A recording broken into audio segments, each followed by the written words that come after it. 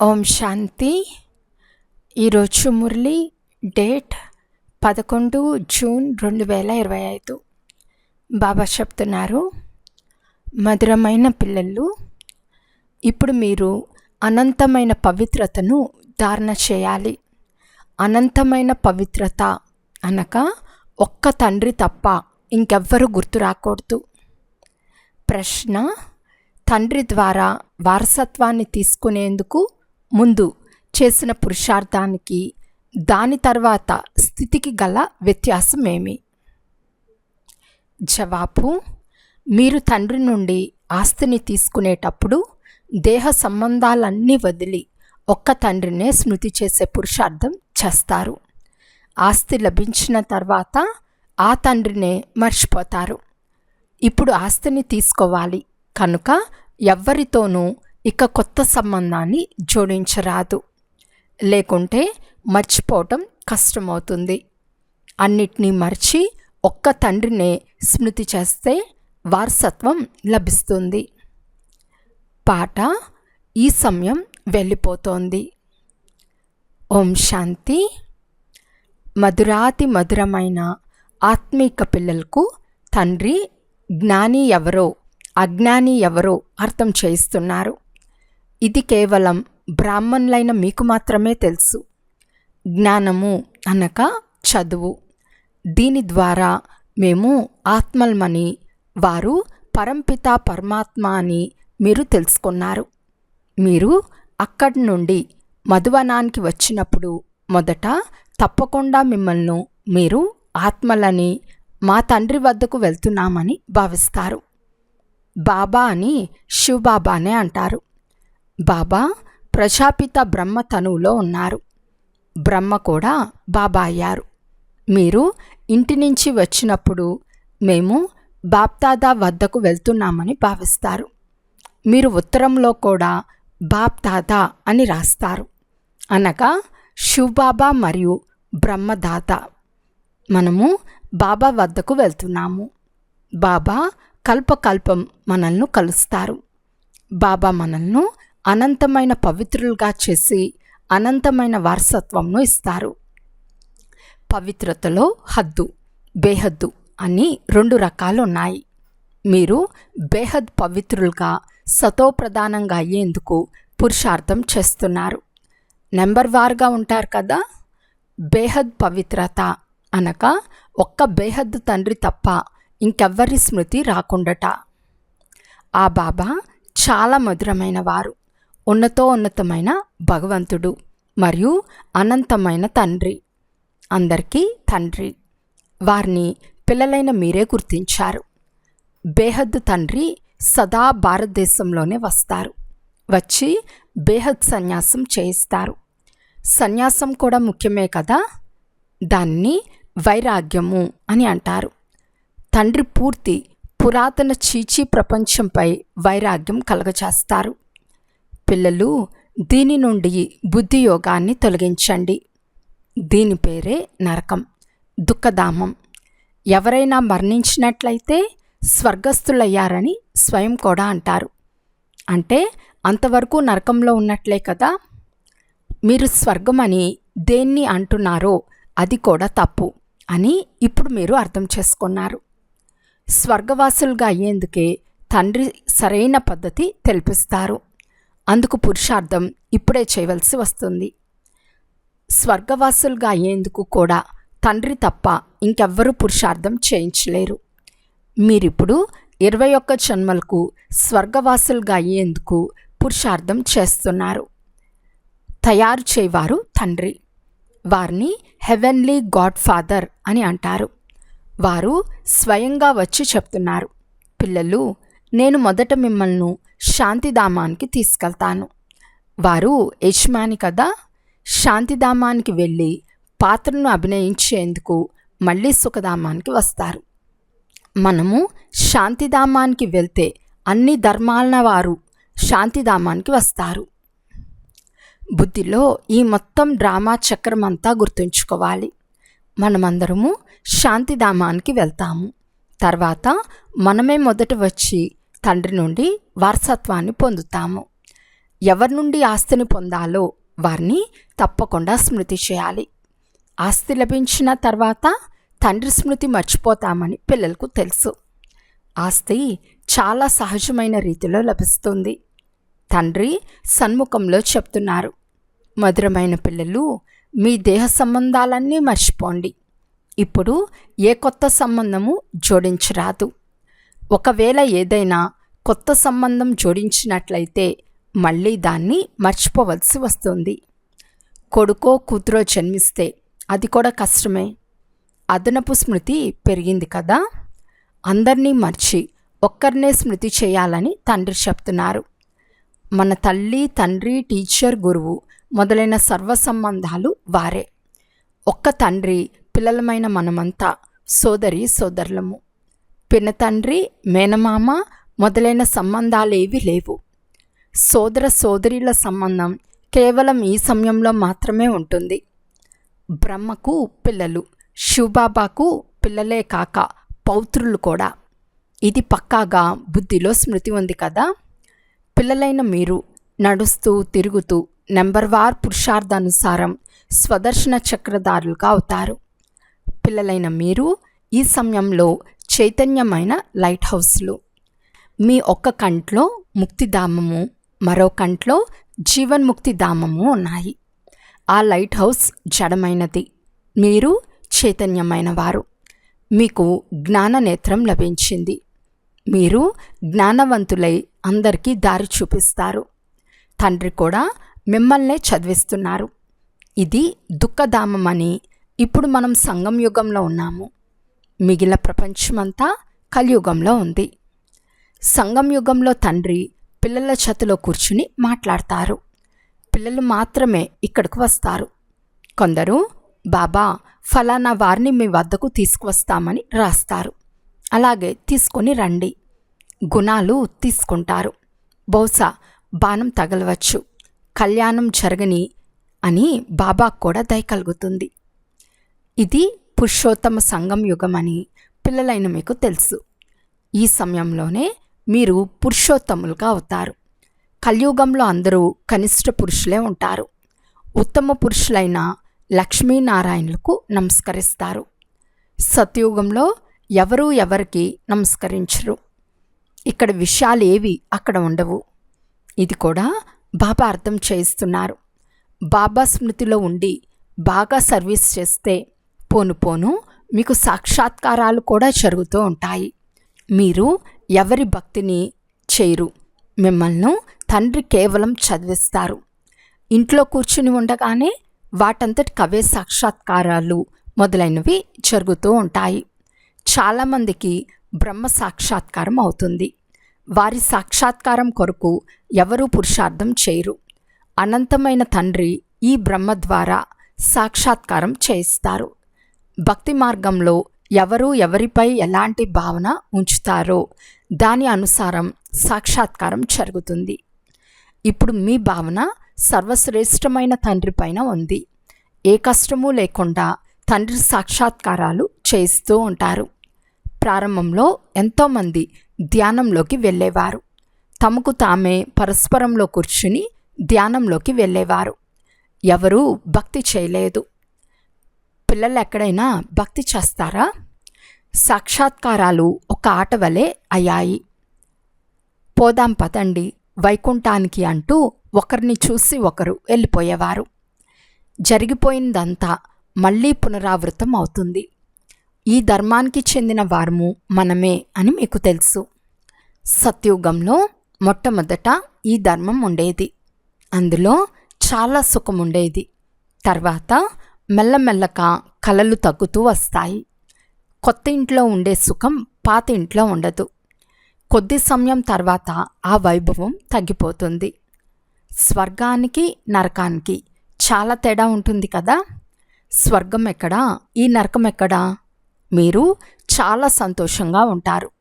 తండ్రి స్మృతి కూడా పక్కాగా నిలుస్తుందని కూడా మీకు తెలుసు.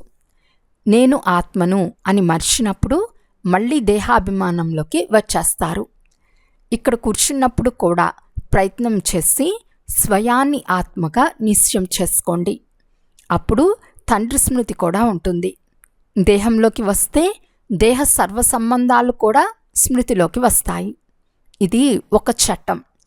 నాకు ఒక్కరు తప్ప మరెవ్వరూ లేరు. బాబా, మేము మీకు బలిహారి అవుతామని మీరు పాడతారు కదా, ఆ సమయం ఇదే. ఒక్కరినే స్మృతి చేయాలి. కన్నుల ద్వారా భలే ఎవరినైనా చూడండి, తిరగండి, కానీ కేవలం ఆత్మ తండ్రిని స్మృతి చేయాలి. శారీర నిర్వహణ కొరకు కర్మలు కూడా చేయాలి, కానీ చేతులతో పనిచేస్తున్న మనస్సు తండ్రి స్మృతిలో ఉండాలి. ఆత్మ తన ప్రియుడినే స్మృతి చేయాలి. ఎవరికైనా ఏ సఖితోనైనా ప్రేమ ఏర్పడితే వారి స్మృతియే మనసులో నిలిచిపోతుంది. తర్వాత ఆ మోహాన్ని తెంచివేయాలి అంటే చాలా కష్టపడాలి. బాబా ఇదేమిటి అని అడుగుతారు. అరే, నీవు నామరూపాల్లో ఎందుకు చిక్కుకుంటావు? ఒకటి, దేహాభిమానులుగా అవుతారు.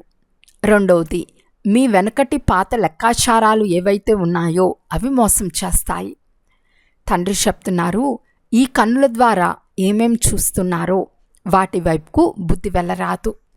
మమ్మల్ని శివబాబా చదివిస్తున్నారని మీ బుద్ధిలో ఉండాలి. చాలామంది పిల్లలు ఇక్కడ కూర్చుని ఉన్నా ఎప్పుడు తండ్రిని స్మృతి చేయరు. కొందరు ఇక్కడ కూర్చుని ఉన్న స్మృతిలో ఉండలేరు. కావున మిమ్మల్ని మీరే చూసుకోండి. మేము శివబాబాను ఎంత స్మృతి చేశాము, లేకుంటే చాట్లో గడబిడ అయిపోతుంది. భగవంతుడు చెప్తున్నారు, మధురమైన పిల్లలు, నన్ను స్మృతి చేయండి. మీ వద్ద నోట్ చేసుకోండి.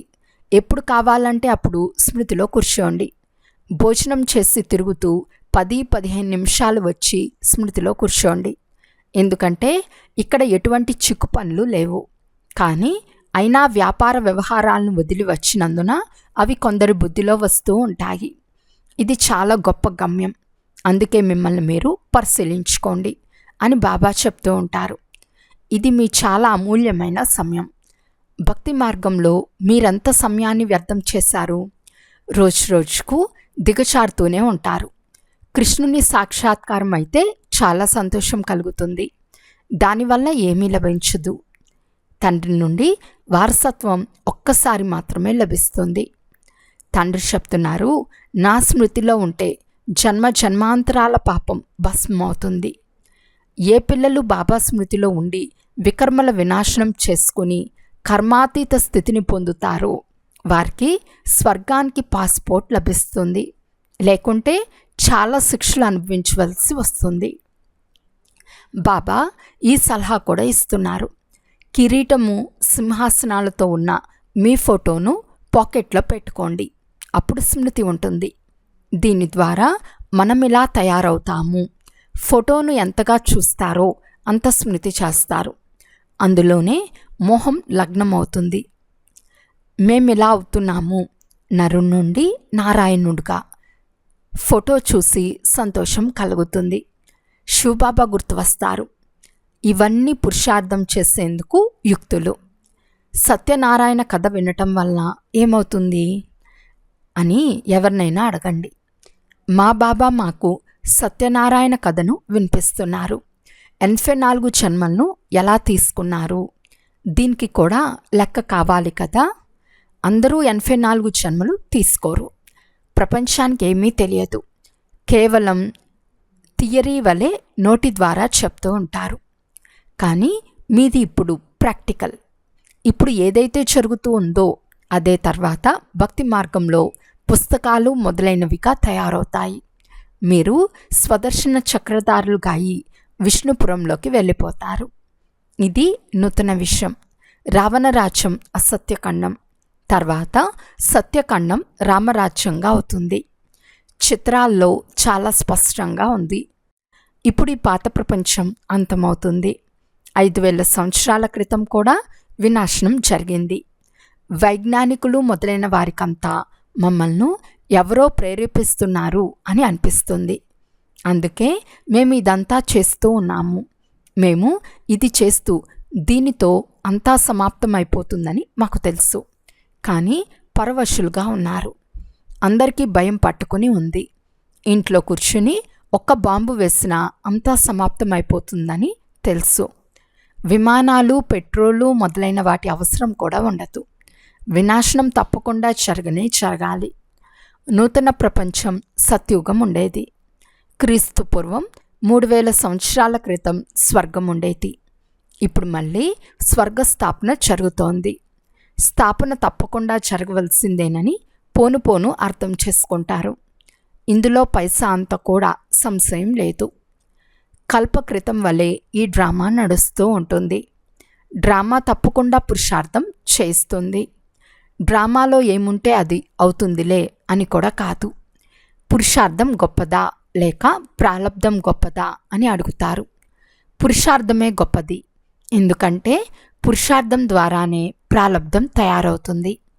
పురుషార్థం చేయకుండా ఎప్పుడూ ఎవరూ ఉండలేరు. మీరు పురుషార్థం చేస్తున్నారు కదా, ఎక్కడికెక్కడి నుండో పిల్లలు వస్తారు, పురుషార్థం చేస్తారు. బాబా మేము మర్చిపోతామని అంటారు. అరే నన్ను స్మృతి చేయండి అని శివబాబా చెప్తున్నారు కదా. వారు ఎవరికి చెప్తున్నారు? ఆత్మనైన నాకు చెప్తున్నారు. తండ్రి ఆత్మతోనే మాట్లాడతారు. శివబాబాయే పతిత పావనుడు. ఈ ఆత్మ కూడా వీరి నుండే వింటుంది. బేహద్ తండ్రి మమ్మల్ని విశ్వాధికారులుగా తయారు చేస్తున్నారని పిల్లలకు నిశ్చయం ఉండాలి. వారు ఉన్నతాతి ఉన్నతులు, ప్రియాతి ప్రియమైన తండ్రి. భక్తి మార్గంలోనే వారిని స్మృతి చేసేవారు. మీ గతి మతి భిన్నమైందని కూడా పాడేవారు. కావున తప్పకుండా వారి మతంని ఇచ్చి ఉంటారు. ఇప్పుడు మీ బుద్ధిలో ఈ మనుష్య మాత్రులందరూ తిరిగి ఇంటికి వెళ్ళిపోతారు. ఎంతమంది ఆత్మలు ఉన్నారో ఆలోచించండి. అందరి వంశవృక్షం ఉంది. మళ్ళీ ఆత్మలందరూ నెంబర్ వారుగా వెళ్ళి కూర్చుంటారు. క్లాస్ బదిలీ అయితే నెంబర్ వారుగా వెళ్ళి కూర్చుంటారు కదా, మీరు కూడా నెంబర్ వారుగా వెళ్తారు. చిన్న బిందు నెంబర్ వారుగా వెళ్ళి కూర్చుంటుంది. తర్వాత నెంబర్ వారుగా పాత్ర చేసేందుకు వస్తుంది. ఇది రుద్రమాల. తండ్రి చెప్తున్నారు, ఈ కోట్ల ఆత్మలది నా మాల. పుష్పమైన నేను పైన ఉంటాను. తర్వాత పాత్రను అభినయించేందుకు అందరూ ఇక్కడికే వస్తారు. ఇది రచింపబడిన డ్రామా, ఇది తయారు చేయబడిన డ్రామా అని కూడా అంటారు. ఈ డ్రామా ఎలా నడుస్తుందో మీకు తెలుసు. స్వయాన్ని ఆత్మగా భావించి తండ్రిని స్మృతి చేస్తే మీ వికర్మలు వినాశనమవుతాయని అందరికీ చెప్పండి. తర్వాత మీరు వెళ్ళిపోతారు. ఇదే శ్రమ. అందరికీ మార్గంను తెలియచేయటం మీ కర్తవ్యం. మీరు ఏ దేహదారుల్లోనూ చిక్కుకోనివ్వరు. తండ్రి చెప్తున్నారు, మీరు నన్ను స్మృతి చేస్తే మీ పాపాలు భస్మవుతాయి. తండ్రి ఏ ఆదేశాన్ని ఇస్తే అది చేయాలి. మళ్ళీ అడిగే అవసరం లేదు. ఎలాగైనా స్మృతి తప్పకుండా చేయండి. ఇందులో బాబా ఏం కృప చూపిస్తారు? స్మృతి మీరే చేయాలి. వారసత్వం కూడా మీరే తీసుకోవాలి. తండ్రి స్వర్గ రచయిత కనుక స్వర్గ వారసత్వం తప్పకుండా లభిస్తుంది. ఈ వృక్షం పాతదైనందున ఈ పాత ప్రపంచంపై వైరాగ్యం ఉందని మీకు తెలుసు. దీనిని బేహద్ వైరాగ్యం అని అంటారు. ఆ హఠయోగులది హద్దులోని వైరాగ్యం. వారు అనంతమైన వైరాగ్యాన్ని నేర్పించలేరు. బేహద్ వైరాగ్యం కలిగిన వారు హద్దులోని వైరాగ్యంను ఎలా నేర్పిస్తారు? ఇప్పుడు అపురూపమైన పిల్లల్లారా అని బాబా అంటారు. మీరు కూడా ఎంతో ప్రియమైన తండ్రి అని అంటారు. 63 జన్మలు తండ్రిని స్మృతి చేశారు. చాలు, మాకు ఒక్క తండ్రి తప్ప మరెవ్వరూ లేరు. అచ్చా, మధురాతి మధురమైన అపురూపమైన పిల్లలకు మాతాపిత బాప్తాతాల ప్రియస్మృతులు మరియు గుడ్ మార్నింగ్. ఆత్మిక పిల్లలకు ఆత్మిక తండ్రి నమస్తే. ఆత్మిక తండ్రికి ఆత్మిక పిల్లల యొక్క ప్రియస్మృతులు మరియు నమస్తే నమస్తే నమస్తే. ధారణ కొరకు ముఖ్య సారము. ఫస్ట్ పాయింట్, స్వర్గంలోకి వెళ్ళేందుకు పాస్పోర్ట్ తీసుకునేందుకు తండ్రి స్మృతి ద్వారా మీ వికర్మలను వినాశనం చేసుకుని కర్మాతీత స్థితిని తయారు చేసుకోవాలి. శిక్షల నుండి రక్షించుకునే పురుషార్థం చేయాలి. సెకండ్ పాయింట్, జ్ఞానవంతులై అందరికీ దారి చూపించాలి. చైతన్య లైట్ హౌస్లుగా అవ్వాలి. ఒక కంటిలో శాంతిధామం, మరో కంటిలో సుఖధామం ఉండాలి. ఈ దుఃఖధామాన్ని మర్చిపోవాలి. వరదానము: ప్రతి ఆత్మను ఉన్నతంగా చేసే భావన ద్వారా వారికి గౌరవం ఇచ్చే శుభచింతక్ భవ. ప్రతి ఆత్మ పట్ల శ్రేష్ఠ భావన అనగా ఉన్నతంగా చేసే లేక ముందుకు తీసుకెళ్లే భావన ఉంచటం అనగా శుభచింతకులుగా అవ్వటం. మీ శుభవృత్తి ద్వారా, శుభచింతక స్థితి ద్వారా ఇతరుల అవగుణాలను కూడా పరివర్తన చేయటం. ఎవరిదైనా బలహీనత లేక అవగుణాన్ని తమ బలహీనతగా భావించి దాన్ని వర్ణించేందుకు బదులు లేక వ్యాపింపచేసేందుకు బదులు ఇముడ్చుకుని వారిని పరివర్తన చేయటమే గౌరవం ఇవ్వటం. పెద్ద విషయాన్ని చిన్నదిగా చేయటం, వ్యాకుల పడే వారిని శక్తివంతులుగా చేయటం, వారి సాంగత్య రంగులోకి రాకుండా సదా వారిని కూడా ఉమంగ ఉత్సాహాల్లోకి తీసుకురావటమే గౌరవం ఇవ్వటం. ఇలా గౌరవించేవారే శుభచింతకులు. స్లోగన్: పాత స్వభావ సంస్కారాలు త్యాగం యొక్క భాగ్యాన్ని సమాప్తం చేస్తాయి. అందువలన వాటిని కూడా త్యాగం చేయండి. అవ్యక్త సూచన: ఆత్మీక స్థితిలో ఉండే అభ్యాసం చేయండి. అంతర్ముఖులుగా అవ్వండి. ఎలాగైతే బ్రహ్మబాబా ఏకాంత ప్రియునిగా అయిన కారణంగా సదా అంతర్ముఖులుగా ఉండినారో, నేను ఆత్మను, నేను ఆత్మను అనే పాఠాన్ని పక్కా చేసుకున్నారో, ఆ కారణంగానే వారు స్వయం కూడా సదా శాంతి మరియు సుఖసాగరంలో ఇమిడి ఉండినారో, అంతేకాక ఇతర ఆత్మలు కూడా తమ శుద్ధ సంకల్పాలు మరియు వైబ్రేషన్ల ద్వారా, వృత్తి మరియు మాటల ద్వారా, సంపర్కం ద్వారా శాంతి లేక సుఖాన్ని అనుభూతి చేయించారో అలా తండ్రిని అనుసరించండి. అచ్చా, ఓం శాంతి.